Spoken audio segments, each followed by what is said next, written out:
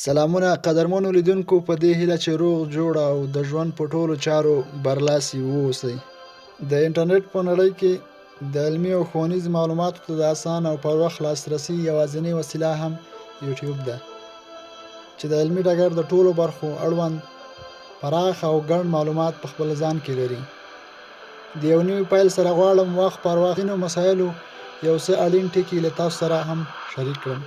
زموږ د نن ورځې موضوع مطالعې ته ځانګړې شوې. کتابونه فکرونه روزي او فکرونه نړۍ او ټولنو ته بدلون ورکوي.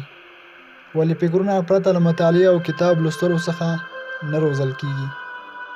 څنګه وکړو چې یوه ښه ګټوره او په کم وخت کې ډیره مطالعه وکړو. د مطالعې په جریان کې له منځته راتلونکو ستونزو څخه څنګه مخنیوی وکړو. نن غواړو په همدغه موضوع له تاسو سره یو څو اړینې خبرې وکړو. د مطالعې لپاره باید په ذهني ډول آماده واوسئ. خفګان، تشویش، ناراحتي او له ډیر خوراک څخه وروسته مطالعه مو ګټوره نه ثابتېږي. دوهم، د مطالعې ټول وسایل باید له تاسو سره موجود وي. کتاب، د نوټ کتابچه او نور ځینې اړین وسایل. دریم، د مطالعې لپاره باید تاسو انګیزه ولرئ. یو هدف، انګیزه، یو فکر باید تاسو سره مخکې نه موجود وي ترڅو په هماغه پرنسپ باندې تاسو مطالعه وکړئ. د مطالعې لپاره باید آرامه چاپیریال ولرئ. شور، نارام فضا او غوغا مو د مطالعې په مخ کې خنډ ګرځي. پنځم، فکري تمرکز باید ولرئ. د مطالعې په جریان کې باید فکرن او وجدان له کتاب سره موجود وي.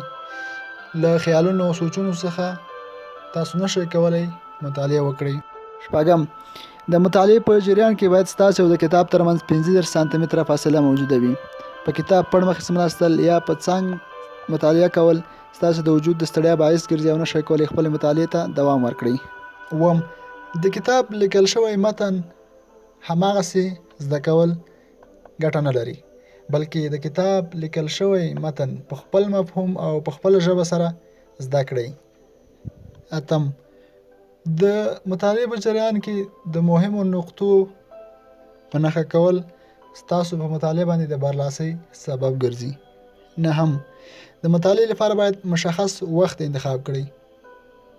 د سهار او مازدیګر وخت د مطالعې لپاره تر ټولو غوره وخت ده او تاسو کولی شئ په ډیر کم وخت کې یو ښه ګټوره او مفیده مطالعه ولرئ. لسم، ټول هغه وسایل چې د مطالعې په جریان کې ستاسو د مطالعې مزاحم کیږي باید له ځان څخه لرې وکړئ. دا هغه مهم 10 نقطې وي چې تاسو کولی شئ د مطالعې په جریان کې عملي او یوه ښه نتیجه لاسته راوړئ. تر بیا چې پر بلې موضوع ستاسو حضور ته راځم، تاسو په لوی خدای سپارم. د نورو موضوعاتو لپاره زموږ چینل سبسکرایب کړئ. ښې چارې، ښه وخت.